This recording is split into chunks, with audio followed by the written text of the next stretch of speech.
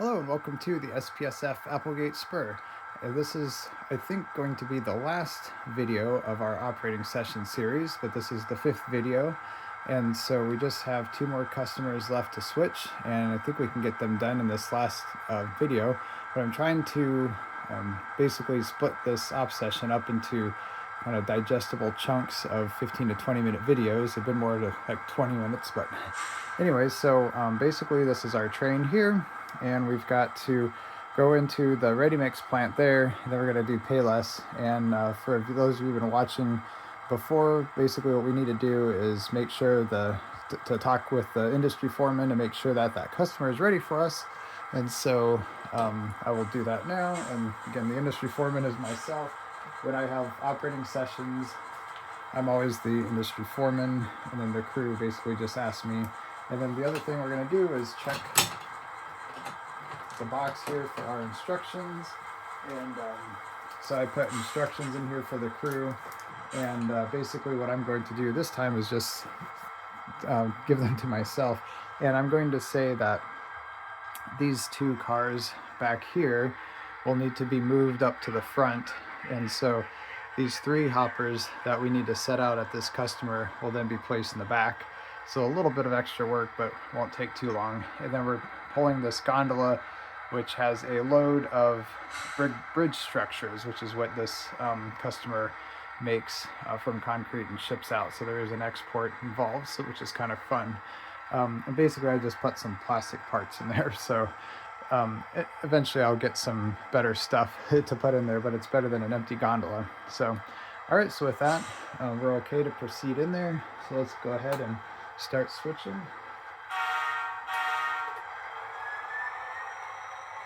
And one thing that I wanted to mention too, that I haven't mentioned in these videos yet, so we're running with this GP30, which is one of my favorite locomotives. I have 4 current operating locomotives, which I really like a lot. That number works pretty well. Basically what my plan is to have at least one backup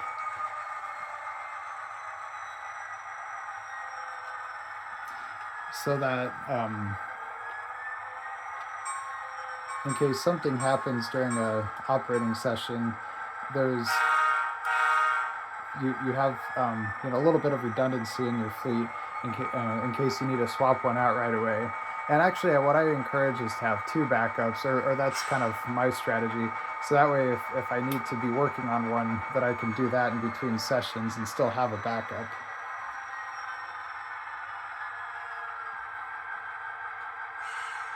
So at least 3 locomotives is what I like to have, and I've got 4. I'm planning to do 3 more, so I'll have is that a total of 7? So I'll have plenty of locomotives. Stretch our train, check, that looks good.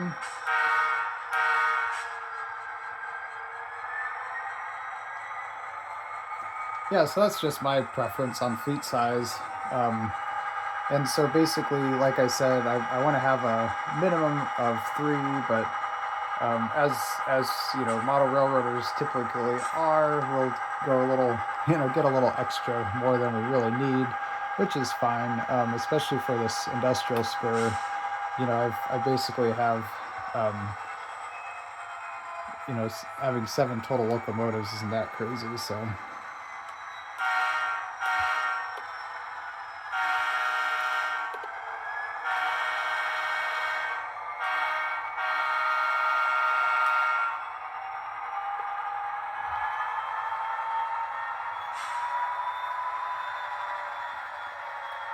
All right, so we're just gonna get right past the switch here.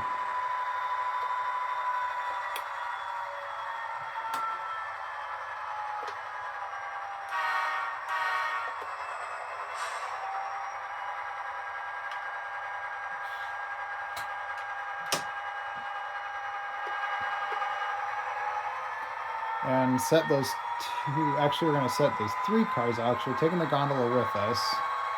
So again, we're going to use our fouling marking points, the little orange stripes that painted on the ties.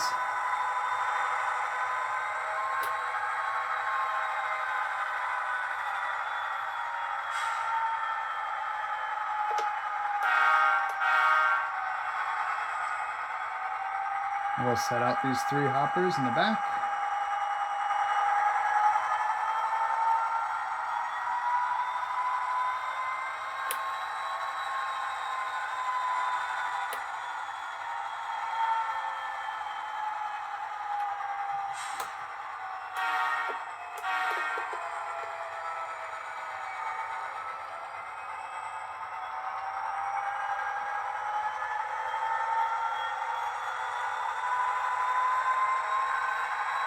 And I also want to take this time to mention I still have quite a bit of scenery left to do, obviously. I'm going to work on making some of these industrial spur tracks a little bit grimier and that sort of thing. So,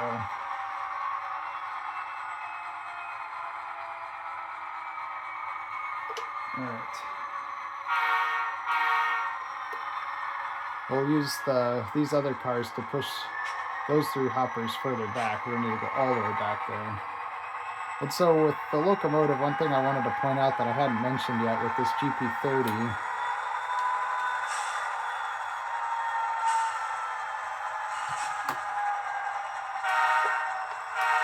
is that it's actually a It started out as a Proto 2000 locomotive, but I repowered it with Cato drive inside, which fits pretty well inside the old Protos. And I also put new Cato trucks. Well, not really new, but it actually came from a old Stuart F unit.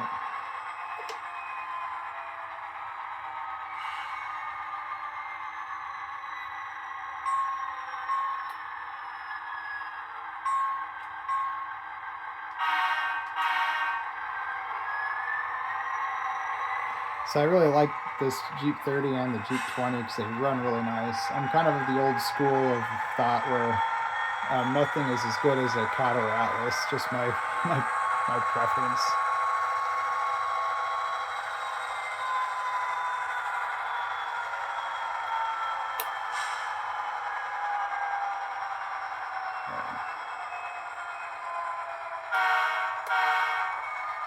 Our crew has made sure the crossing is clear.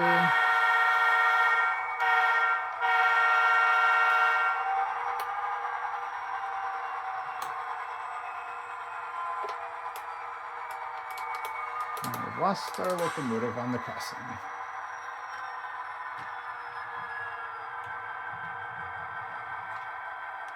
There it is.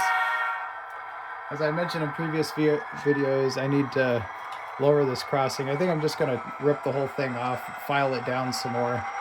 It's really at the height of like a code 100, so we'll get that fixed in between, hopefully before the next session.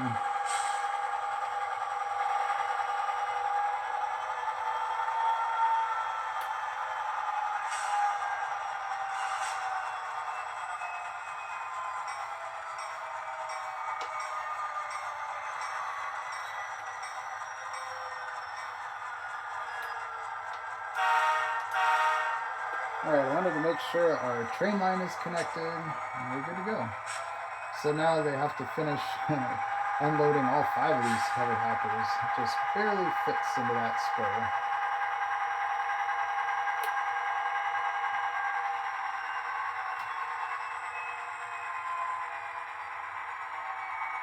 Okay, now we're going to go on to the other track and grab, trying to figure out which is the easiest way to do this, and grab that center beam flat car.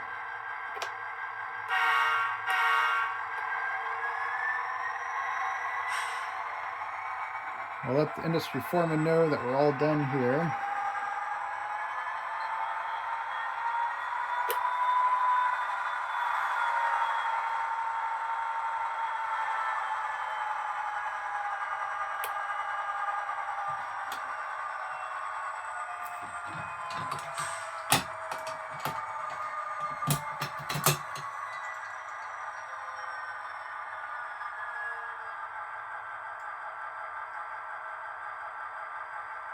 Let's see, actually what I'm going to do,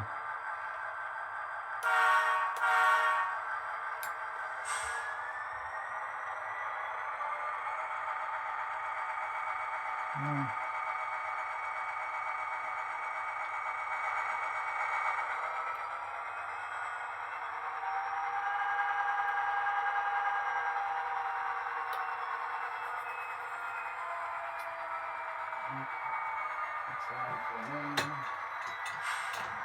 that.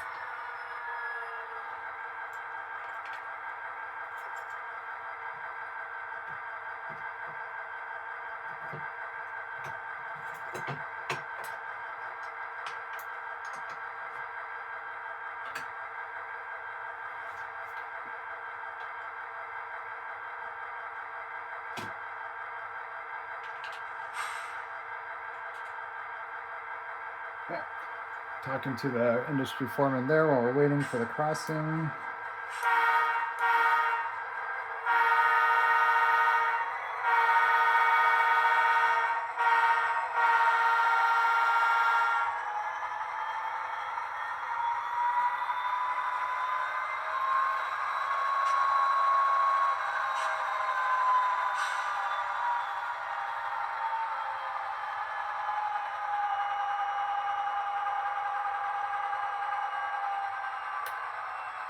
Alright, let me think about this. So after we get the centerbeam flat car, then we have to pull it out. We gotta leave the SPSF car. Oh yeah, that'll be easy to do. Okay.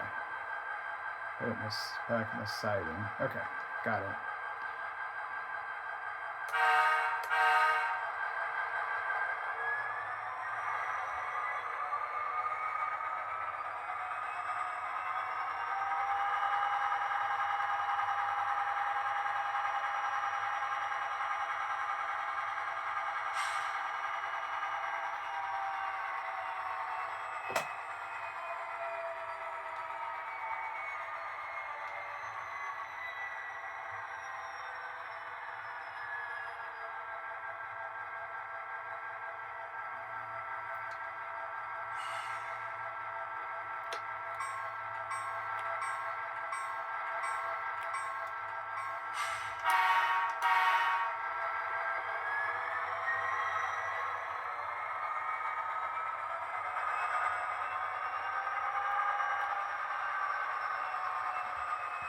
Alright, let our conductor clear the crossing and keep going.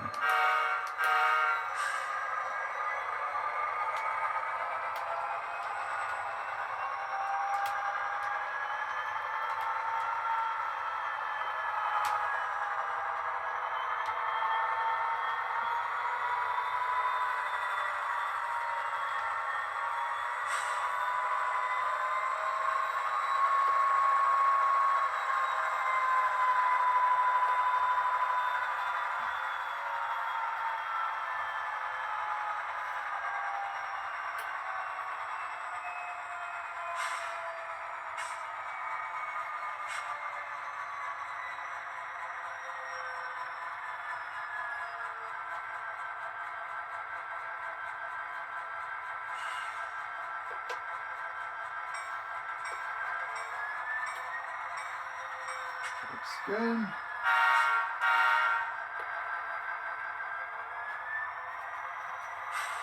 Don't need that. Brake chalk anymore. Industry foreman puts the blue flag back.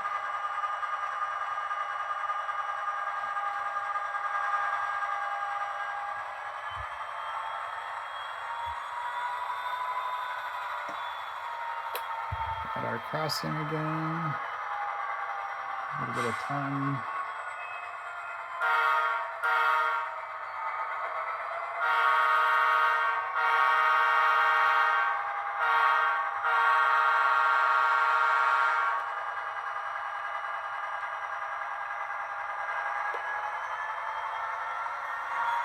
All right, so I want to put the boxcar back in the siding, which, as you can tell, siding is the track in the front. It's a little bit lower than the main line. I realize it's an industry spur, so it's not much of a main line, but it's something. So I want to put that.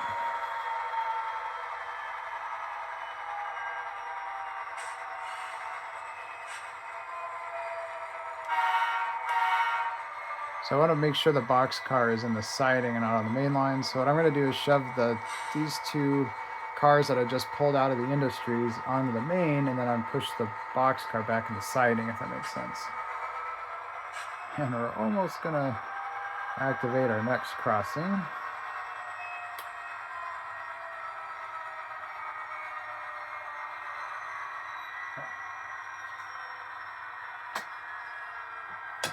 We're not crossing it though. I'll say our conductor is still flagging this crossing here, so it'll be good to go right through.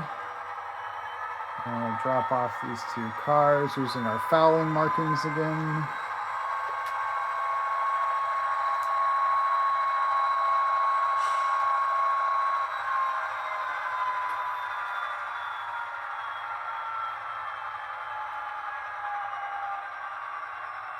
There we go.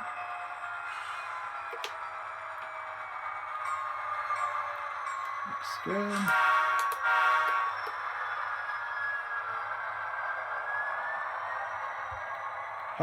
How do you like that? A full Kodachrome train. Looks nice.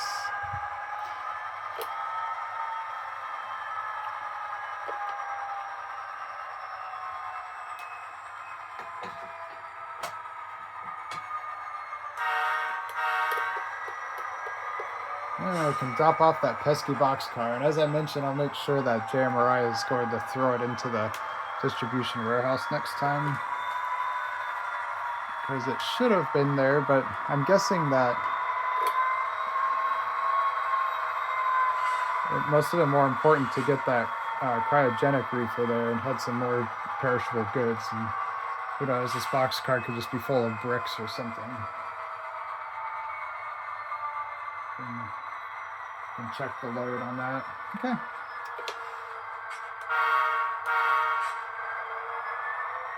Oh wait, let's see. Hold on. I need to get around those cars, don't I? Okay. Oh, this is going to be an interesting one. Okay. I just realized I need to get around those two freight cars so they're in the right direction to go back to the yard. Okay. So hold on. Over this way. Keep going through.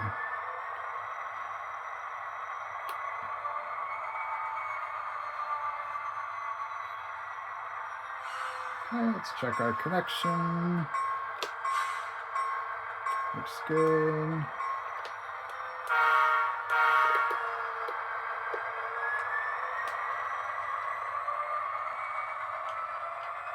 All right.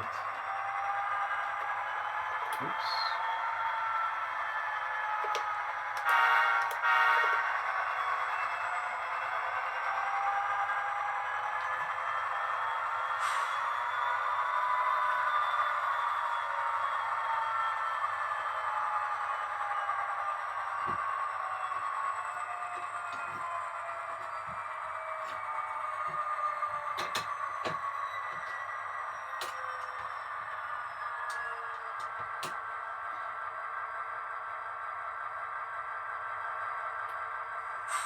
Okay.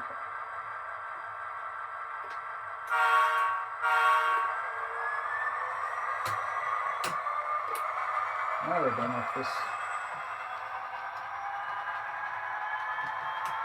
Should have returned that back to normal, but forgot.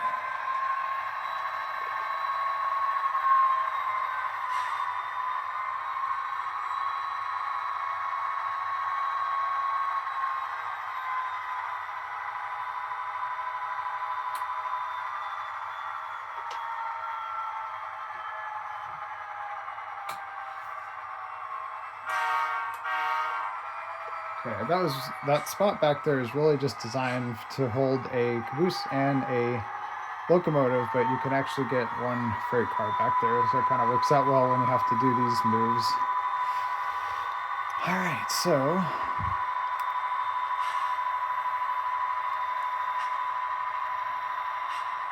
we'll say goodbye to this end of Applegate. This video is approaching 20 minutes, just like the others, but we're almost done, so let's just finish it up.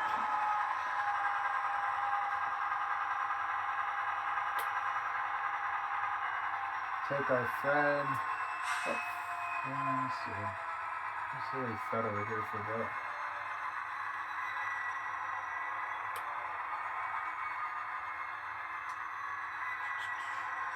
Connect our hoses. Check. Slack looks good. Conductor is still flagging that crossing.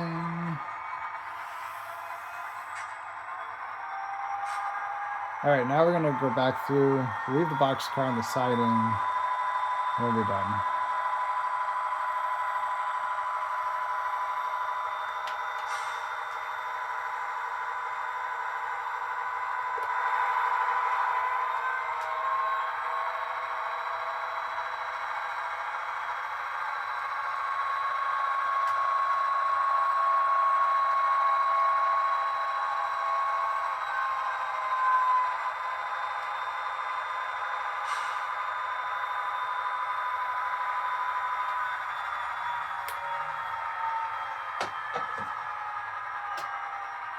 Oh wait.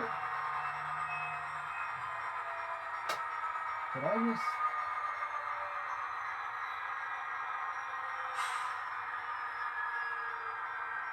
Huh. I thought that switch was thrown the wrong way, which possibly it was. Interesting. Well, yeah. So we didn't derail, so keep going.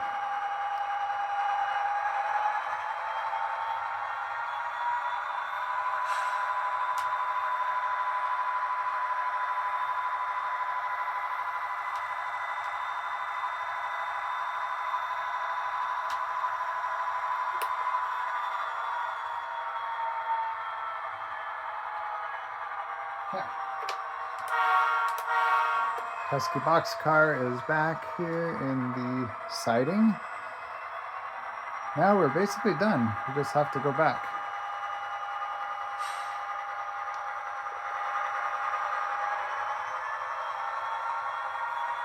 And then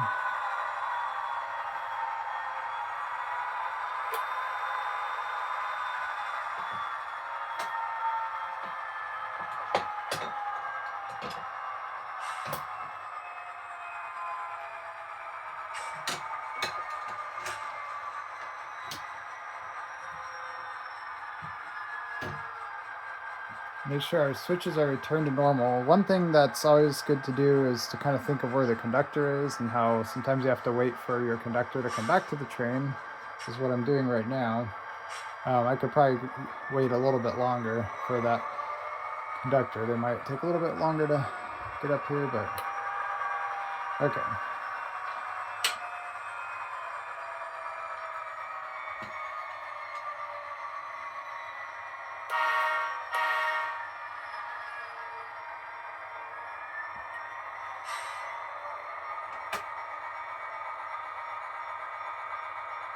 All right, I'm lined up for the right track that I want. I'm going to place these cars in the front approach track over here because it's got more space.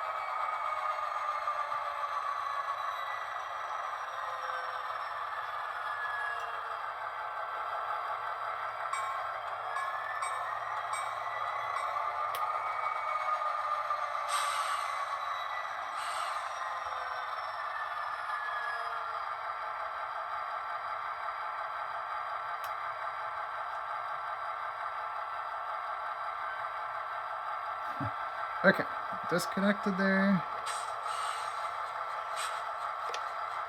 So now basically what would happen in like kind of real life, if you will, is that this we would make sure to put the caboose back up at the front of the train, and then basically shove this into the yard, which is off layout. But what I have my crews do is just basically leave the locomotive and caboose back in the front of the depot here at Applegate, which is the basically the crew building. So I'm gonna put our Fred on this.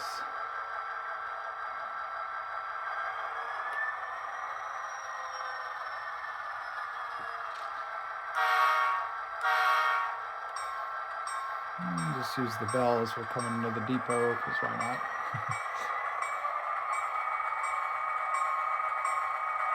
So this is basically the end of the job then, and so essentially the crew now basically does a little bit of paperwork or whatever before heading back to the yard.